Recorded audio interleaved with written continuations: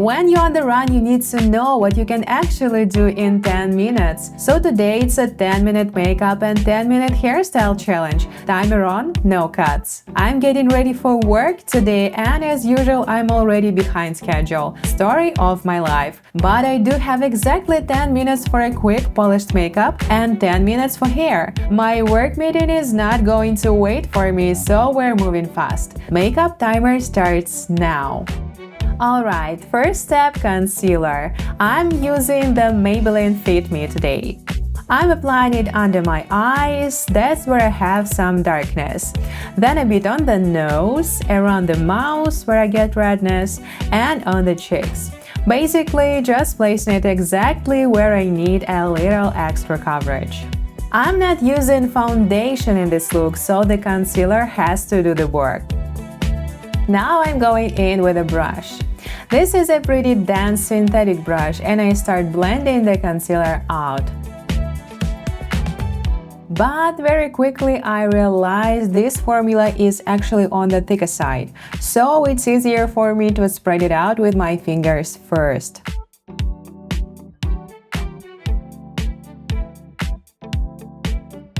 I gently tap and move it around with my fingers just to give it a bit more surface area, and then I switch back to the brush.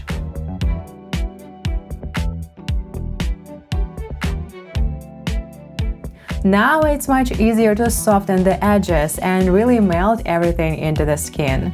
There's still a bit of product on my fingers, so if I need a little more coverage somewhere, I just tap tap tap and that's usually enough.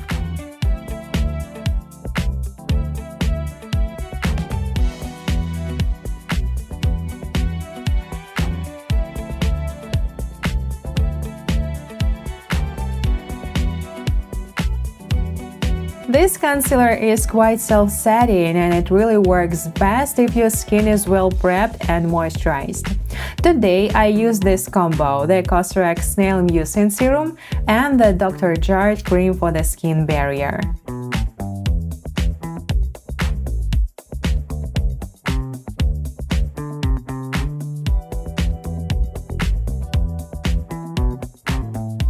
I make sure to blend everything really well in all the areas where I applied it. Especially on the eyelids, this is going to act as an eyeshadow base.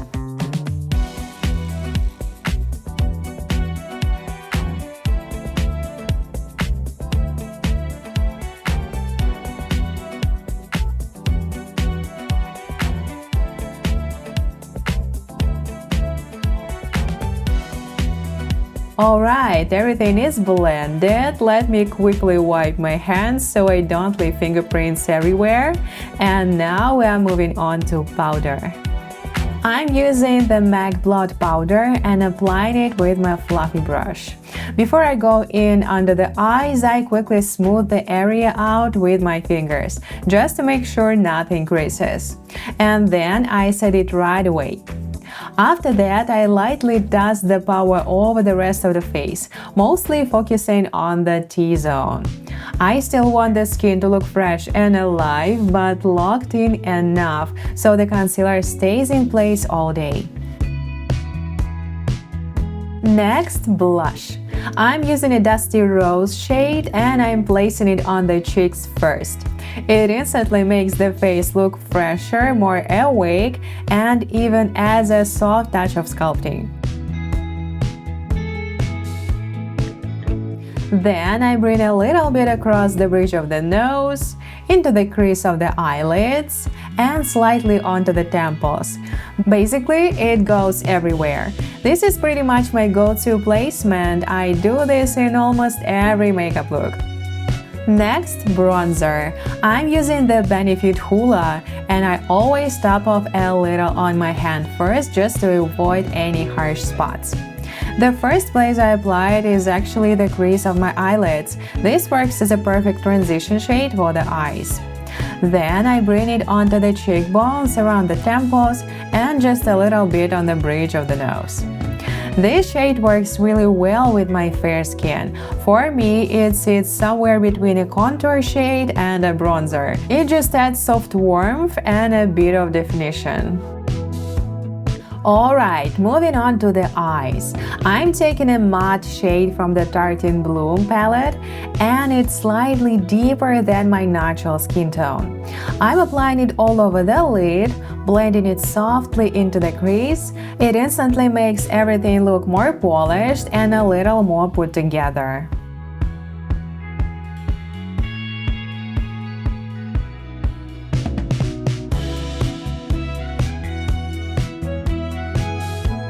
And adding a little bit along the lower lash line as well. Nothing dramatic, just enough to give the eyes a bit more structure. Now for a little glow. I'm taking a golden highlight from my Dior palette and placing it right in the inner corner. Then I softly blend a bit of it onto the lid, just to create a smooth transition. And that's pretty much it. The eye makeup is almost done. Moving on to mascara. I'm using the Maybelline Lash Sensational in black. And this is not the step to rush. If the mascara hasn't set yet, you're not going to get clean separated lashes anyway. I start right at the roots and slowly work my way up, separating the lashes and spreading them out for that open lifted effect. And I'm coating the bottom lashes as well. This mascara actually holds really well on me. It doesn't smudge, it doesn't flake, and I can wear it all day without worrying. As long as I don't rub my eyes, it stays perfectly in place until the evening. It gives me really nice volume without looking too heavy.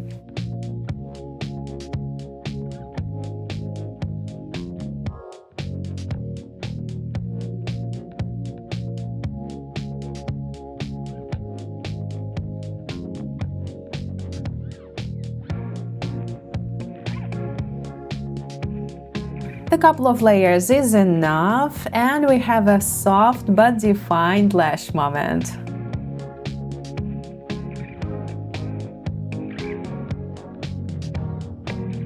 Alright, moving on to brows. Today I'm using a brow powder from Anastasia Beverly Hills and an angled brush. I brush hairs upward just to see their natural shape. Then I take the lighter shade and define the lower line of the brow. This helps create a clean, polished shape without making the brows look too wide.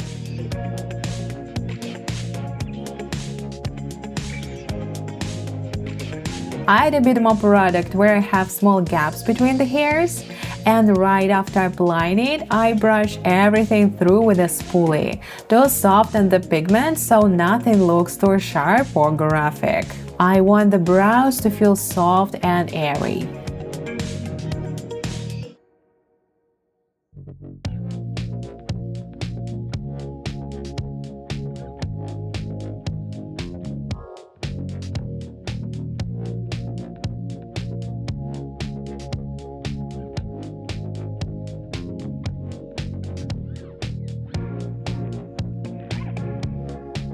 To finish, I slightly diffuse the front of the brows with my foundation brush, so the inner part doesn't look harsh. And now brow gel.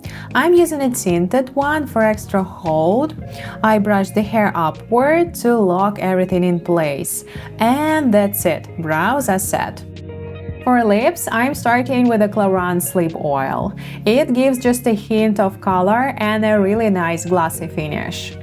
I gently press it in with my fingers so it melts into the lips. And right on top of that, I'm using a Maybelline lip liner in a beautiful natural shade. I lightly trace the outline of my lips just to make them look a bit more defined, a little more polished and slightly fuller. Then I softly blend the edges with my finger so the transition looks smooth and not too sharp, just that effortless clean finish. And of course, my mascara transferred a little bit, so I'm just cleaning that up with a clean dry Q-tip. I gently go along the lash line and remove any tiny smudges. Much better! And now we have one last step left. For the final touch, I'm adding a soft wing. I'm taking a small angled synthetic brush and lightly misting it with water, just damp, not wet. From the same Tarte Bloom palette, I'm picking up a deeper matte shade and pressing it right along the lash line. I'm focusing on the outer corner and gently pulling the line out toward the temples to create a subtle little wing. Nothing too dark, but just enough to make the lashes look fuller and the eyes more defined.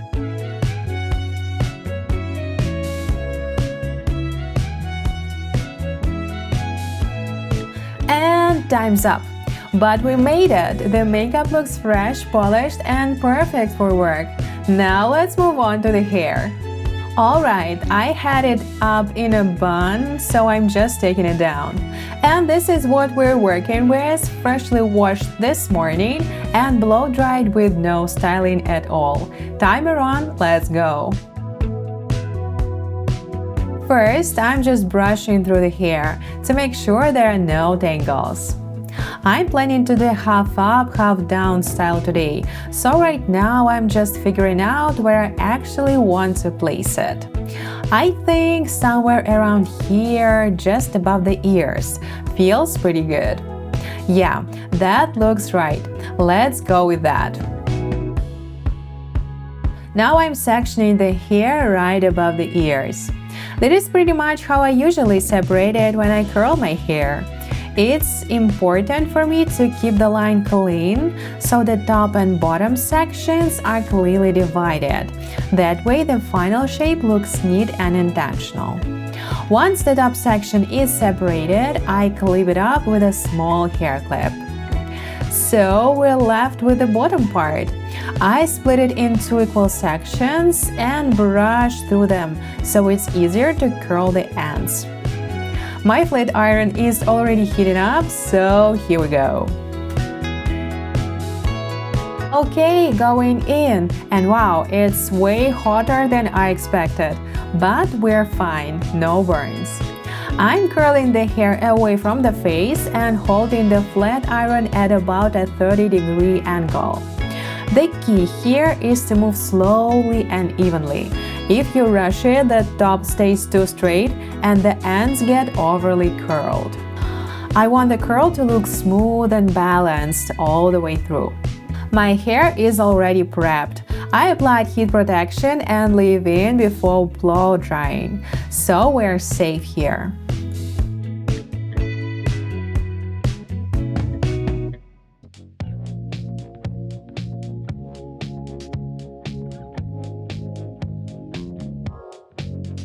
Now I'm moving on to the other side, and this is where you really have to find the angle that feels natural for you. As you can see, this can get a little awkward.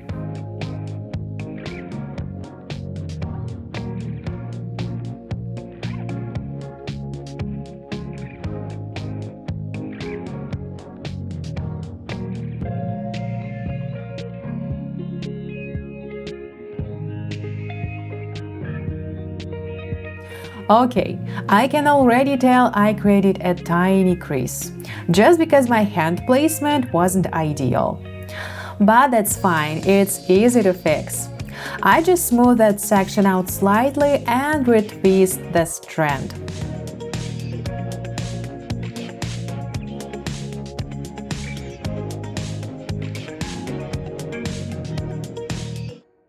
There we go, like it never happened. Bottom section is done, let's move on to the top. Alright, now for the top section, I'm taking the clip out and brushing through the hair again just to make sure everything is smooth and tangle-free.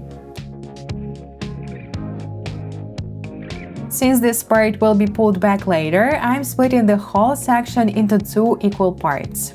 I'm not dividing it into tiny strands, just working with each half as it is. And again, I'm curling away from the face, but only from the mid-length down. I don't need a full curl here, just a soft bend at the ends. Now moving on to the other side. Same thing, making sure the hair is lying flat, no tangles, nothing twisted. And from the middle, I slowly glide a flat iron down the ends.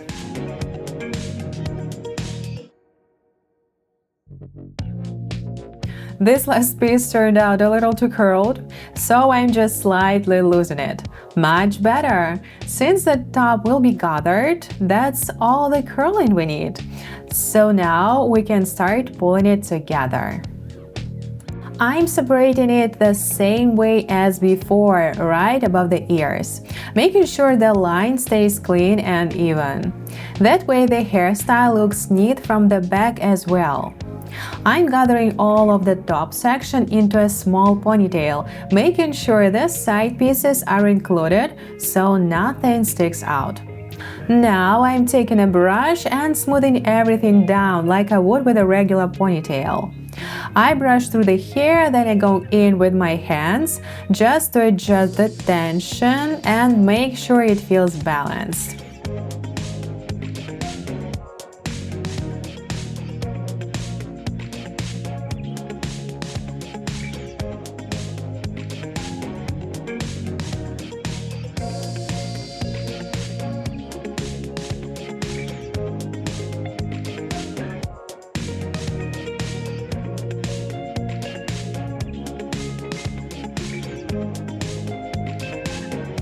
Once I'm happy with the shape, I secure it with a thin elastic. It's very subtle, close to my hair color, so it won't draw attention.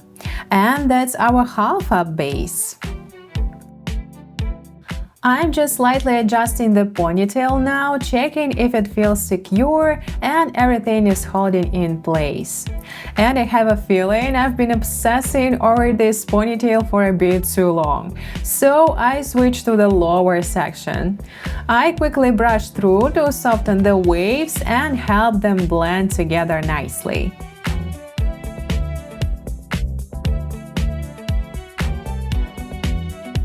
But I'm going back to the ponytail because I can already see a few little bumps on top. And honestly, it feels like I didn't secure it properly.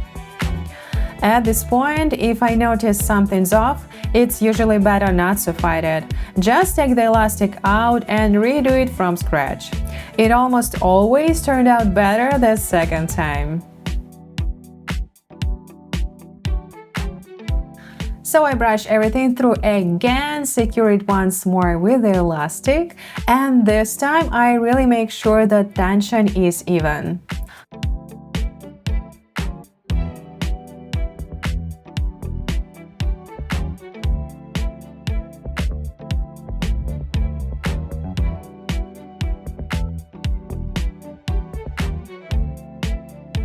I loosen it slightly where it feels too tight and add a bit more tension where it needs support.